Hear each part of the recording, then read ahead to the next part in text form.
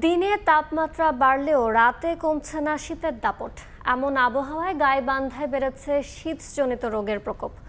জ্বর, সর্দি, ডায়রিয়া সহ শীতজনিত নানা রোগে বেশি আক্রান্ত হচ্ছে শিশু ও বয়স্করা। বিস্তারিত জানাতে গাইবান্ধা জেনারেল হাসপাতাল থেকে যুক্ত হচ্ছেন রিপোর্টার বিপ্লব ইসলাম।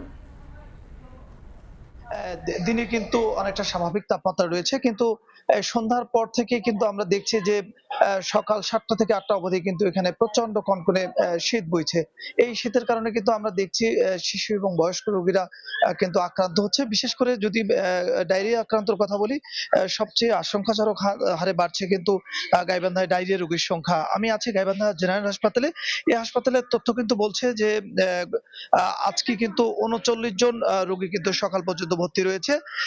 ডায়রিয়া ওয়ার্ড সূত্রে আমরা যেটি জানতে পেরেছি যে গাইবান্ধা জেনারেল হাসপাতালে ২০ জন কিন্তু ভর্তি রোগী বা ওয়ার্ডের সংখ্যা থাকলেও প্রতিদিন এখানে ৫০-এর ঊর্ধ্ব লোক কিন্তু রোগী ভর্তি থাকছে। গত ১ সপ্তাহের পর্যালোচনা যদি বলি যে প্রতিদিন ৭০ থেকে ৮০ জন রোগী ভর্তি ছিল বলে হাসপাতাল সূত্রটি বলছে।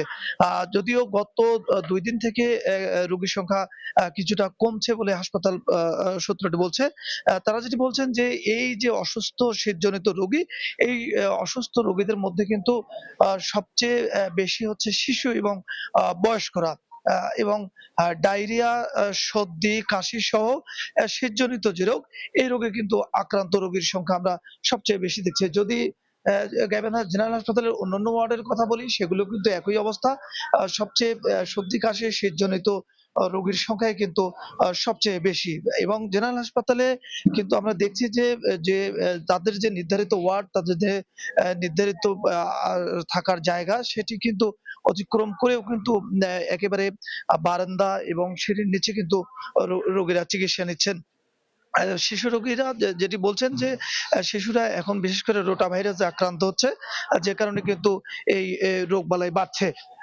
যদি শিশুদের এই শীতজনিত রোগ থেকে দূরে রাখার জন্য চিকিৎসকরা বলছেন যে তাদের নিয়মিত পরিষ্কার পরিচ্ছন্ন রাখা, তাদের বাসি খাবার না দেয়া সহ তাদের যে বাড়তি যত্ন, সেই বাড়তি যত্ন নেওয়ার ব্যাপারে কিন্তু চিকিৎসকরা বলছেন। আ হাসপাতাল জেনারেল হাসপাতালের যে অবস্থা, এরকম কিন্তু গাইবান্ধা জেলার যে ৭ উপজেলা, সেই ৭ উপজেলা স্বাস্থ্য কমপ্লেক্স গুলোরও কিন্তু সেই ৭ উপজেলা স্বাস্থ্য কমপ্লেক্স গুলোরও কিন্তু আমরা একই অবস্থা দেখছি যে সেই উপজেলা স্বাস্থ্য কমপ্লেক্স গুলোতেও কিন্তু শীতজনিত রোগী, সেটি কিন্তু এই কয়দিনই বাড়তি ছিল। যদিও ২ দিন থেকে কিছুটা কমছে বলে কিন্তু হাসপাতাল কর্তৃপক্ষ আমাদেরকে বলছে।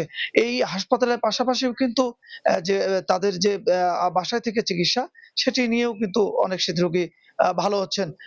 এই ছিল গাইবান্ধা জেনারেল হাসপাতাল থেকে শীতজনিত রোগের সর্বশেষ খবর। সরাসরি যুক্ত ছিলাম গাইবান্ধায়।